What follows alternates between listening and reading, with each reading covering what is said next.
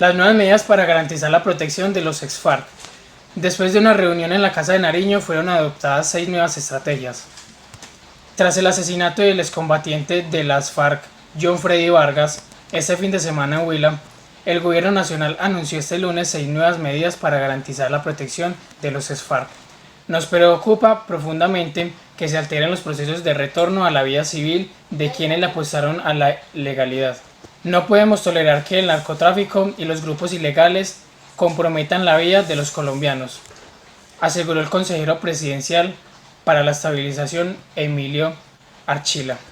Es por eso que después de una reunión de la Mesa de Articulación Interinstitucional, a la que asistieron delegados de los Ministerios de Defensa y del Interior, la Fiscalía General, el Ejército, el Cuerpo de Élite de la Policía y la Unidad Nacional de la Protección, se acordó: primero, los análisis de riesgo en curso para los solicitantes ubicados en los 27 municipios, en los que se concentra el 65% de las afectaciones. Segundo, priorizar el trámite de denuncias de amenazas y solicitudes de protección que correspondan en los 22 municipios identificados con mayor proclividad a la reincidencia de afectaciones contra excombatientes. Tercero, por el medio de las policías locales, planes de apoyo y protección para los excombatientes, de contacto permanente entre estos y los uniformados. Cuarto, en todos los casos se debe focalizar la población que más reúna las características que se registraron como más recurrentes en la población de reincorporación que ha sido víctima en hechos de violencia. Quinto, pedir a la UNP que revise el tipo de medidas de protección para la población priorizada y sus condiciones específicas. Sexto, recomendar a la ARN acelerar la definición y ejecución de la ruta de reincorporación para las personas. Esta noticia trata de los excombatientes de las FARC que han sido asesinados en los diferentes municipios de Colombia. El gobierno ha hecho una reunión con los ya mencionadas identidades de Colombia para generar nuevas estrategias para proteger a estos excombatientes de las FARC. El contexto histórico. El año más crítico fue en 2019, con 77 casos, seguido por 65 en el 2018 y 35 en el 2017, y este año van 3 asesinados.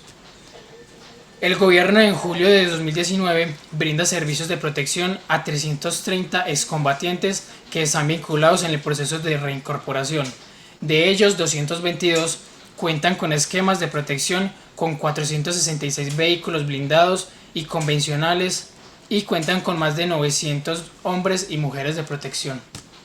Los actores de esta noticia son los siguientes: el presidente Iván Duque, de derecha y uribista; las FARC, de izquierda; John Freddy Vargas, de izquierda; Emilio Archila, de derecha; Ministerios de Defensa y del Interior, la Fiscalía General, el Ejército, el Cuerpo de Élite de la Policía y la Unidad Nacional de Protección.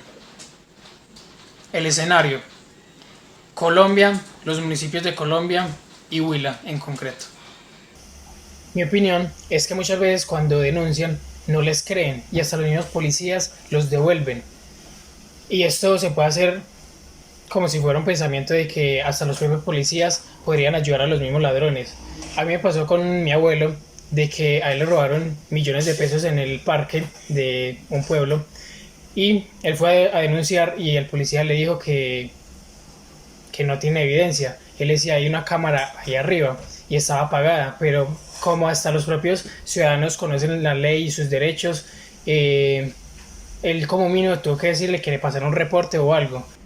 Y si alcanzan a responder la denuncia, pueden pasar meses, años en esa denuncia y ahí la gente se cansa y ya no le sigue luchando por esa denuncia porque se demoran demasiado para responder. Algo que puede pasar con los excombatientes es que, como no les ponen tanta atención, no les dan el apoyo económico ni la protección necesaria, ellos se sienten obligados a delinquir otra vez para poder sustentarse. Y ahí cuando van a delinquir es cuando sufren hasta sus propios ataques y son asesinados. Pero hay que saber también por qué hay que protegerlos. de qué lugares hay que protegerlos, cuándo y de quiénes, para poder saber qué protecciones hacer más claras, para poder que se cumplan y sean efectivas estas protecciones. Y también puede que los propios excompañeros que no se han desmovilizado los hayan matado por irse del lado de ellos e irse al lado del pueblo. Entonces puede que también ellos lo hayan asesinado. O hasta el mismo pueblo de estar celosos de que salen de delinquir y le dan toda prioridad de protección, le dan protección económica, le dan un montón de cosas y el campesino que ha trabajado toda la vida duro no le apoya el gobierno. Entonces puede que el pueblo celoso también haya tomado represalias contra ellos.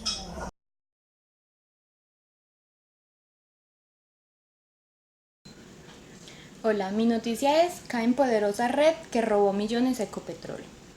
En promedio, Ecopetrol perdió al día 2.600 millones de pesos durante el 2019 con consecuencias de la extracción ilegal de petróleo y gasolina, mediante las instalaciones de válvulas alternas y productos que llevaban al crudo. Según los datos de la misma empresa, ese de sangre gota a gota le terminó costando el año pasado unos 900 millones de pesos solo correspondientes al producto robado. A este se sumaron otros 1.000 millones de pesos usados para la reparación de daños causados por la infraestructura petrolera. Solo esta semana el juzgado de Palo Quemado, la Fiscalía pudo realizar una imputación de cargos contra la que sería una de las principales redes dedicadas a esa práctica ilegal. Esa audiencia se había frustrado a mediados del año pasado por una decisión de un juez de Bogotá, pero esta semana, antes de un juez de control de garantía, llegaron 11 de las 20 personas capturadas en junio del 2019. En la imputación de cargos que se realizó, la Fiscalía reveló que las investigaciones se inició en noviembre de 2017 y que fue clave de un informante protegido que habló sobre los supuestos delitos que estarán cometiendo varios representantes legales de empresas dedicadas a la explotación del petróleo. El resumen: Ecopetrol perdió 2.600 millones de pesos durante el 2019 por extracción ilegal de petróleo. Aunque total, la empresa perdió más de 1.000 millones por daños que ocurrieron al hacer este robo. Este dinero lo usaron para reparar la infraestructura de la empresa. Jaime, un ex trabajador de Ecopetrol, fue el que se encargaba de hacer la extracción y la exportación a diferentes partes del país. A finales de noviembre cogieron a ciertas personas que estaban involucradas en este tráfico. Contexto histórico. Las problemáticas representadas por el petróleo, la corrupción entre gobiernos y empresas dedicadas a la extracción de este han aumentado, por lo que han surgido organizaciones delincuenciales de narcotráfico y contrabando que lo hurtan y que de igual forma causan daños de infraestructura. Actores con ideologías políticas: Dujín, Luis Carlos Gandur, Luis Fernando Martínez Vargas, Fiscalías y el DIEN. Escenarios: instalaciones de Ecopetrol, Cundinamarca, Tolima, Magdalena Medio, Costa Atlántica, Barranquilla, Riohacha, Maicao y Venezuela. Opinión: pienso que ese es un tema muy delicado, ya que involucra el medio ambiente y las problemáticas gubernamentales. Deben seguir protegiendo la empresa, ya que pues es de nuestro país y pues también la economía de ella, y también deberían generar más conciencia para el medio ambiente.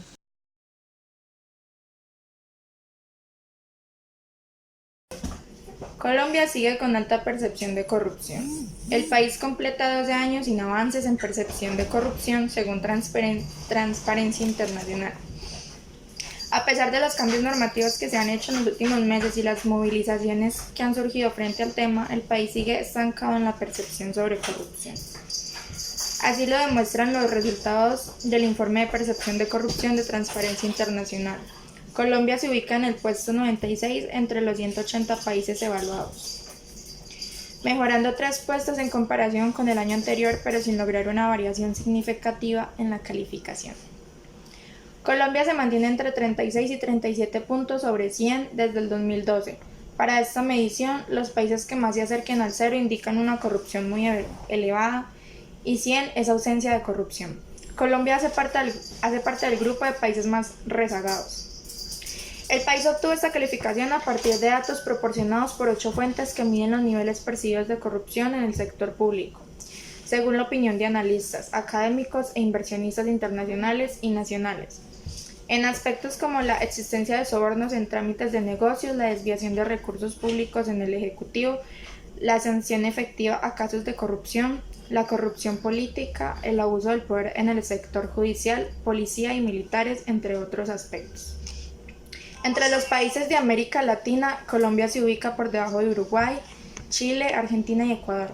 Este resultado se da justo el mismo año en que el país se va a empezar a aplicar muchas de las normas anticorrupción que fueron aprobadas el año pasado por el Congreso, incluida la que prohíbe la casa por cárcel para corruptos.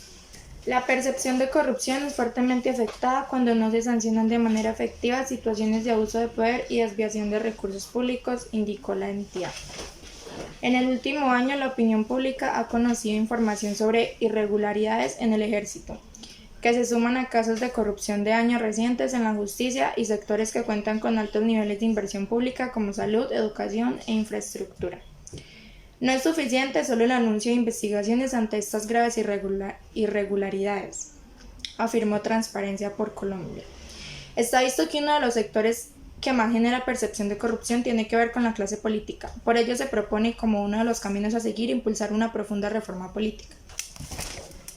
Contexto histórico. ¿Cuándo comenzó la corrupción en Colombia? Es una de las preguntas más difíciles con las que nos hemos tropezado. Supongamos que la corrupción en este país inició el mismo día en que el primer hombre hizo su aparición sobre la faz de la tierra. Recuerden que dándose a las de viceministro, la serpiente del paraíso extorsionó a Eva con la fruta prohibida. Pero la verdad es que la corrupción de este país ha llegado a los peores índices de la historia, ya que cada día revienta un escándalo peor que el anterior. La corrupción no solo está en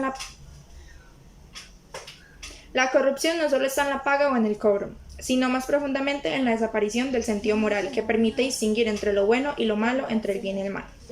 La corrupción política, es decir, pública, y la corrupción privada han existido aquí desde los albores de la República, sino desde los albores de la conquista y la colonia.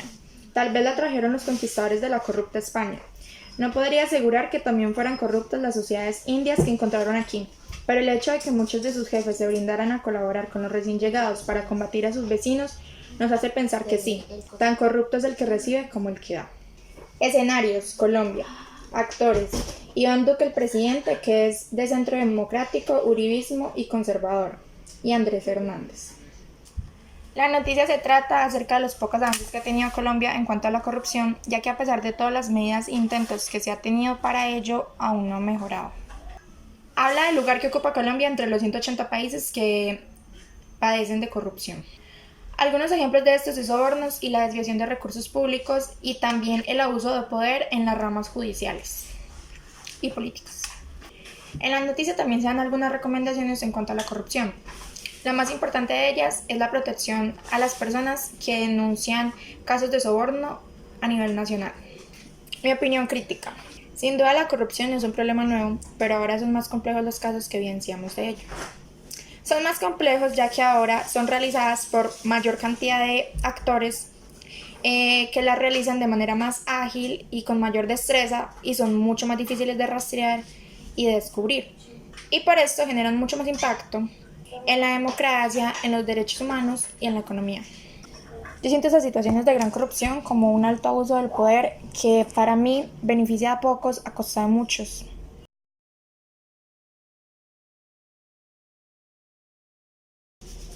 El coronavirus no amenaza a la frágil estabilidad económica. Aunque aún es muy pronto para calcular los impactos económicos del virus, analistas esperan que golpee el PIB de China y su apetito por materias como el petróleo, cuya demanda contaba con una proyección de crecimiento para este año, según un informe de la OPEP. El brote del letal coronavirus amenaza con descarrilar una frágil estabilización de la economía mundial, la cual parecía encaminada a beneficiarse de la primera fase del acuerdo comercial entre Estados Unidos y China y las señales de un cambio tecnológico. Es demasiado pronto para evaluar el impacto total en China, donde se han ampliado los feriados nacionales y el acceso a la ciudad central de Wuhan está bloqueado, pero está claro que el virus está perjudicando el consumo y el turismo. La producción industrial también sufrirá un impacto justo cuando las fábricas normalmente volverían a las plenas operaciones después de los festivos del Año Nuevo Lunar, al igual que la inversión privada. Ello afectará a las economías que dependen de la demanda china. Compañías mundiales como Honda y Nissan se encuentran entre las que están evacuando a los trabajadores de la zona afectada, mientras que los operadores de parques temáticos, los cines, los minoristas y las cadenas de restaurantes suspenden o reducen las operaciones para proteger a los trabajadores. Contexto histórico. El síndrome respiratorio de Oriente Medio, MRS, es una enfermedad respiratoria vírica provocada por el coronavirus, el cual fue detectado por primera vez en Arabia Saudita en 2012. Los coronavirus son una extensa familia de virus causantes de enfermedades que van desde el resfriado común al síndrome respiratorio agudo severo. Aproximadamente el 35% de los casos han desembocado en la muerte del paciente. Actores, analistas, población de Estados Unidos y de China. El escenario, China y Estados Unidos. Resumen. El resumen de esta noticia se basa principalmente en que se temía un desequilibrio económico, ya que se han suspendido labores y exportaciones desde China hacia otros países, así afectando las producciones industriales y algunas grandes empresas como lo son Nissan y Honda, ya que estos han estado evacuando a sus trabajadores de zonas que podrían estar en riesgo. Además, se ha visto afectado el turismo, incluyendo algunas ciudades que han sido bloqueadas para evitar la propagación de este. Opinión crítica. Esta noticia tiene tanto cosas positivas como cosas negativas. Las cosas positivas serían que se está evitando una propagación de este virus y una posible contaminación en otros países. Lo negativo es que debido a esto se han estado cerrando países y ciudades, bloqueando pues su paso, y se ha visto especialmente afectada lo que es la moneda, el petróleo y el turismo, teniendo así una gran baja en su economía. Las empresas que viven del turismo se han visto afectadas por la falta de viajes y las industrias textileras se han visto afectadas por la falta de importaciones.